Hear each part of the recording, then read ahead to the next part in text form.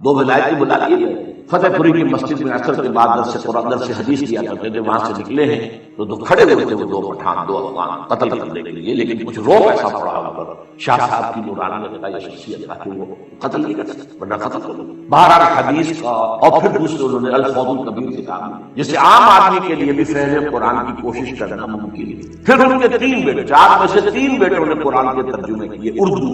شاہ صاحب نے فارسی میں کیا، جو اس وقت کی آفیشل لینگویج، جو آج کی انگریزی تھی، گویا کہ انگریزی دور کی انگریزی اور مسلمان دور کی فارسی. اسی لیے تو وہ آپ کے ہاں کہاوت ہے نا، پڑھے فارسی اور بیچے تھے دیکھو نے قسمت کے کھے. فارسی پڑھ کے تو اسے سرکاری عہدیدار ہونا چاہیے، اتنے ہی بیچ رہا. اور یہی حال ہمارا بعد میں ہوا انگریزی. اس اعتبار سے شاہ عبدالعزیز نے ترجمہ بھی کیا، تفسیر بھی کی، تفسیر اصلی اردو. شاہ عبدالقادر نے ترجمہ کیا باب محاورہ، شاہ رفیع الدین نے کیا لفظ. اور یہ سب کیا ہوا ہے 19ویں صدی کے شروع. 19ویں صدی کا درمیانی حصہ جو تھا وہ تحریک مجاہدین سید احمد بریلوی اور شاہ اسماعیل شہید کی جدوجہد اس میں گزرا، اور یا پھر جس کو کہا جاتا تھا غزوہ پہلی جنگ آزادی. لیکن 19ویں صدی کے آخر میں سر سید احمد خان نے تفسیر لکھی، 15 پارے کی تفسیر لکھی، عملی لکھی ہے، اور اس میں الہاد ٹھوک ٹھوک کر رکھا. اس میں معجزات کا انکار ہے، اس میں فرشتوں کے وجود کا انکار ہے، اس میں جنات کے علیحدہ وجود کا انکار. یعنی جو بھی نیوٹونین سائنس کی گرفت میں آنے والی چیزیں نہیں ہیں، کیسے ہو سکتا ہے کہ سمندر پھٹ جائے؟ یہ کیا مولویوں نے بتا رکھا؟ نہیں، یہ تو مد و جزر کا معاملہ تھا. سمندر جزر پر تھا تو حضرت موسیٰ نکل گئے، اور جب فرعون آیا تو وہ مد کے اوپر آ گئے. یہ ساری توجیہات، فرشتے کوئی نہیں، فرشتے فورسز آف دی نیچر کا نام. اب ظاہر بات ہے کہ سب سید جو ہے وہ ہندوستان میں مسلمانوں کا قومی رہنما بن کر ابھر رہا، اور اس میں کوئی شک نہیں. قومی اعتبار سے بہت مخلص تھا، بہت خیر خواہ تھا، اس میں کوئی شک نہیں. دینی اعتبار سے سب گمراہ. اس کی تفسیر میں جو گمراہی پھیلانی شروع کی ہے تب علماء کو ہوش آئی. پھر جو تفسیریں یہاں لکھی گئی ہیں ہندوستان میں اور ترجمے ہوئے ہیں، اس کی کوئی نظیر آپ کو نہ تو پوری مسلم تاریخ میں ملے گی، نہ کنٹمپریری مسلم ورلڈ میں. کتنی تفسیر شیخ الہند نے ترجمہ کیا، محمود حسن دیوبندی نے اردو میں ترجمہ کیا، اس پر حواشی مکمل کیے شبیر العثمانی شیخ الاسلام. اسی طرح بریلویوں کے امام جو ہیں امام احمد رضا خان، انہوں نے ترجمہ کیا، اس پر حواشی لکھے مفتی نعیم مراد آبادی. اہل حدیث نے لکھی، مولانا صلاح اللہ برسری نے لکھی، مختلف جو مذہبی تھے انہوں نے بھی تفسیریں لکھی. مولانا اشرف علی تھانوی نے لکھی، ان کے شاگردوں کو سمجھیے 3 تفسیریں انہوں نے لکھی. مولانا عبدالمجید علی آبادی نے لکھی، مولانا مفتی محمد شفیع صاحب نے معرف القرآن لکھی، مفتی ادریس کانلوی صاحب نے، مولانا ادریس کانلوی نے لکھی. تفسیروں کا سلسلہ. پھر دوسری طرف جو سر سید کے پیروکار تھے ان میں قادیانی صاحب نے آئے، انہوں نے تفسیریں لکھی. بشیر الدین محمود نے 2 تفسیریں لکھی، تفسیر کبیر، تفسیر صغیر. محمود احمد، بشیر الدین محمود احمد. مولوی محمد علی کی تفسیر جو تھی انگریزی کی، وہ بہت جو ہے جو بہت مقبول ہوئی، اس لیے کہ اس وقت تک انگریزی میں کوئی ترجمہ اور تفسیر تھی، اور جدید جو طبقہ پیدا ہو رہا تھا جو مسلمانوں کا انگریزی پڑھ کر انہیں ظاہر باتیں کی ضرورت تھی کر دیں. اسی طرح علامہ مشرق سائنٹیفک قسم کی جو توجیحات انہوں نے کی. لیکن یہ میں نے کہا ایک رائٹسٹ ایک لیفٹسٹ علماء، یہ رائٹسٹ دیوبندی بریلوی اہل حدیث، یہ سر سید کے جو چیلے تھے وہ علامہ مشرقی ہوں یا قادیانی ہوں یا یہ کہ پرویزی ہوں، اہل قرآن ہوں. یہ دوسری درمیان میں 3 شاخیں. ایک شاخ تھی ابو الکلام آزاد، ابو الاعلیٰ مودودی. ابو الکلام کی تفسیر نے آگے تحریک مچا دیا تھا، اگرچہ پوری نہیں اور تفسیر بھی نہیں، ترجمہ ہے زیادہ تر کچھ حواشی. اور مولانا مودودی کی تفسیر القرآن پوری دنیا میں کوئی شک. اسی طریقے سے علامہ اقبال اگرچہ مفسر نہیں ہے لیکن ان کا کلام جو ہے اس میں قرآنی حقائق اس طرح سموئے گئے، میں انہیں مفسر مانتا ہوں. اور ڈاکٹر فی الدین جنہوں نے قرآن علم جدید کا. تیسرے مولانا فراہی، مولانا اسلامی. یہ شاخیں ہیں. اور یہ میں نے آپ کو صرف میری کتاب پڑھی ہے، جب چھپ جائے گی دوبارہ نیا ایڈیشن آ جائے گا، دعوت نزول القرآن کا منظر اور پس منظر. یہ ایک سیلاب آیا ہے اس بر عظیم پاک و ہند میں تفاسیر کا، تراجم کا. اور یہ واقع یہ ہے کہ اس کی کوئی نظیر جیسا کہ میں نے کہا ہے نہ تو ہماری پچھلی تاریخ دے سکتی ہے اور نہ کنٹمپریری مسلم ورلڈ میں کسی ملک میں اتنا ہوا قرآن. اب اللہ کے فضل سے ہم آگے بڑھ رہے ہیں. تحریک رجوع الی القرآن ایک تحریک کی شکل، اس کی توفیق اللہ نے اپنے ایک بہت ہی حقیر اور ناچیز بندے کو. میں نے اس کام کا بیڑا اٹھایا. 19 برس کی عمر سے میں نے درس قرآن دینا شروع کیا، جبکہ میں جمعیت طلبہ کا کارکن تھا. عربی میں نے ہائی اسکول میں پڑھی تھی، عربی گرامر مجھے مستحق تھی اللہ، اور اس کے بعد سے لے کر آج تک میں درس قرآن ایک تحریک کی شکل ہے. یہ کوئی روایتی درس نہیں ہے، میں کوئی عالم دین نہیں ہوں روایت. میں مفسر نہیں ہوں معاذ اللہ، مجھ سے لوگوں نے کہا تفسیر تو نہیں کی، میرا اس کی حیثیت نہیں، میں قرآن کا داعی ہوں، مبلغ ہوں، قرآن کا خادم ہوں، قرآن کا پیغام اور قرآن کی حکمت ان دونوں کو میں عام کر رہا ہوں۔ لیکن تفسیر لکھنا جو ہے یہ ایک بہت بڑی ذمہ داری کا کام ہے، میں اس کا اہل نہیں۔ ایک صاحب نے ایک زمانے میں بہت زور لگایا تھا، آج ترجمہ نہیں، جس زمانے میں الہدا کا ڈنکا بج رہا تھا اس ملک میں، سن 81-82 کی بات کر رہا ہوں، الہدا پروگرام دے رہا پاکستان ٹیلی ویژن، تو ایک صاحب نے سوچا کہ ان کے نام سے کوئی ترجمہ بازار میں آ گیا تو بہت لکھ جائے گا، میرے پیچھے پڑے افواہ ہو گئے، افضل نہ تھا کیا کریں بھائی، میں نہیں کر سکتا یہ کام، میں اس کا اہل نہیں ہوں۔ آپ 4-6 تفسیریں ترجمے سامنے رکھ کے آپ لکھ لیجیے بس خدا کے لیے، تو میرا کوئی دعویٰ مفسر ہونے کا نہیں، میرا کوئی دعویٰ مترجم ہونے کا نہیں، ترجموں میں بھی میں مدد دیتا ہوں، اس طرح اس میں ہے فائدہ، اگرچہ عربی زبان کا مطلب کچھ فہم آتی شمولیت کی۔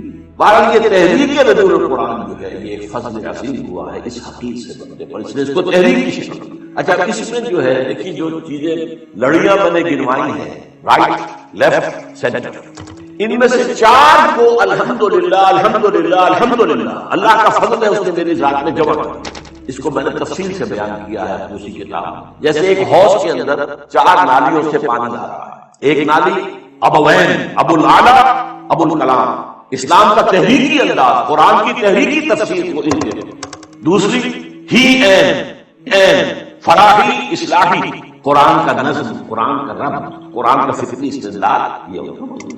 تیسری ڈاکٹرین، اقبال اور رفیع الدین، قرآن اور علم جدید، فلسفہ جدید، فلسفہ قدیم، ان سب کے حوالے سے قرآن کی تفسیر وہ اقبال ہے۔ اور شیخین، میرے 2 شیخ، شیخ الہند جنہیں میں 14ویں صدی ہجری کا مجدد اعظم سمجھتا ہوں، محمود حسن دیوبندی، جن کا ترجمہ اور پہلے 5 پاروں کے حواشی بھی ان کے اپنے لکھے ہوئے، تفسیر عثمانی کہلاتی ہے، اس لیے کہ باقی 25 پاروں کے حواشی جو ہیں وہ شیخ الاسلام، پاکستان کے واحد شیخ الاسلام ہیں، اور شاید اسی لیے ہے کہ میں شیخین کہہ سکوں، میرے 2 شیخین ہیں، 2 ابوین ہیں، 2 دکترین ہیں، 2 ہی ہیں۔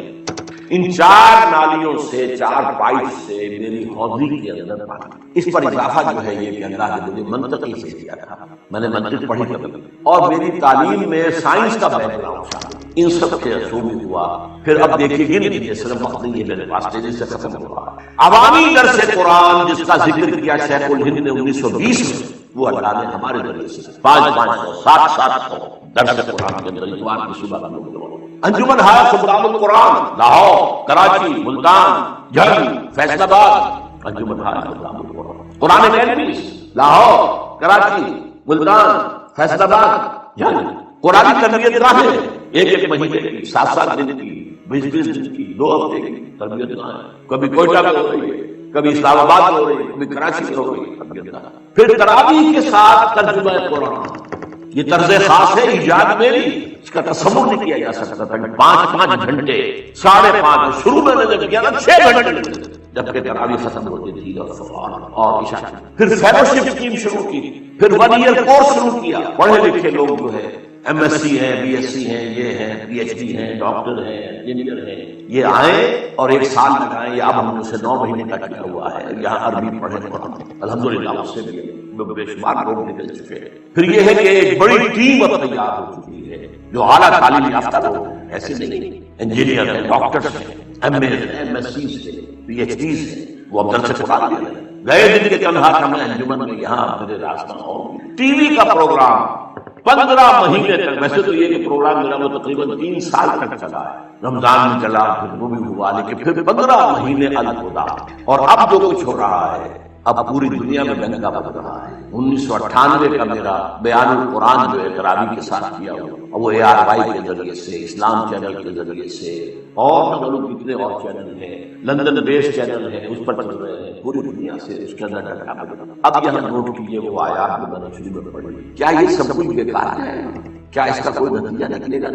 اتنی بڑی قرآنی تحریک کا، پھر میں کہوں گا پوری اسلامی تاریخ کے اندر کوئی مثال نہیں ہے، یہ میں اپنے کسی ذوق اور تکبر کی وجہ سے حقائق نہیں بیان، اما بنعمت ربک فحدث، عوامی سطح پر یہ کہہ رہے ہیں تو علماء جو ہے اپنے مدرسوں میں وہ بھی تھوڑا بہت قرآن پڑھتے تھے، باقی سارا جو ہے زور ان کا جو ہے وہ فقہ پر یا پھر حدیث پر، بس قرآن پر۔ بہرحال میں نے آپ کو وہ آیات سنا، طٰ ما انزلنا الیک القرآن لتشقیٰ، آپ ناکام نہیں ہوگے، قرآن آپ پر اس لیے نازل نہیں کی، وبالحق انزلناه وبالحق نزل وما ارسلناك الا مبشرا ونذيرا انه لقول فصل وما هو بالهزل انهم يكيدون كيدا واكيد كيدا.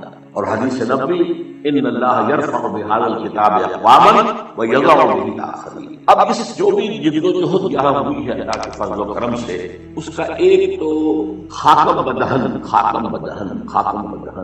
منفی نتیجہ نکلنے کا اندیشہ ہے پاکستان.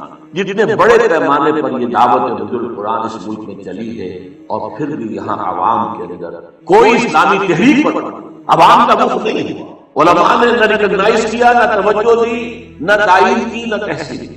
محبت میں یہاں سورہ سجدہ کی آیت سنا رہا ہوں، ومن أظلم ممن ذكر بآيات ربه ثم أعرض عنها إنا من المجرمين منتقمون. ان سے بڑھ کر ظالم اور کون ہوگا جنہیں اللہ کی آیات کے ذریعے سے تذکیر کرائی گئی. میں نے واعظ نہیں کہے، میں نے آیات الہی کا درس دیا، میں نے آیات الہی کے ذریعے سے فذکر بالقرآن الذی یخاف وعید. تو ان سے بڑھ کر ظالم کون ہوگا جنہیں اللہ کی آیات، ان کے رب کی آیات کے ذریعے سے تذکیر کرائی گئی ہو، پھر بھی ثم أعرض عنها، پھر بھی ان سے اعراض کیا ہو. اور بڑے سخت الفاظ، انا من المجرمین منتقمون، ہم ایسے مجرموں سے تو انتقام لیں گے. اللہ ہمیں اپنی پناہ میں رکھ لے، ہمیں معاف کرے. اور دوسری بات، وَإِن يَكْفُرْ بِهَا هَؤُلَاءِ فَقَدْ وَكَّلْنَا بِهَا قَوْمًا لَيْسُوا بِهَا بِكَافِرِينَ. یہ بھی حضور کی دلجوئی کے لیے آیت نازل ہوئی تھی سورہ انعام میں. اے نبی، اگر آپ کی اس قوم نے اس قرآن کی ناقدری کی، 10 برس میں آپ کو 100 آدمی ملے یہاں سے ناقدری کی.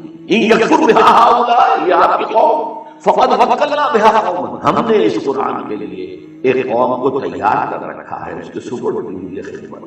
لیسوا بها بکافرین، وہ کافر نہیں ہوں گے، وہ اس کی ناقدری کی. اور تاریخ نے ثابت کیا وہ سرزمین مدینہ حضور کا قدم مبارک پہنچا بھی گئے اور اسلام وہاں پہنچا. 7 حضرت حج کے موقع پر آئے ہیں ایمان، اور پھر اگلے سال وہ غالباً 15 تھے. اور پھر کہا ہمیں تو آپ اپنے شاگرد دیجیے.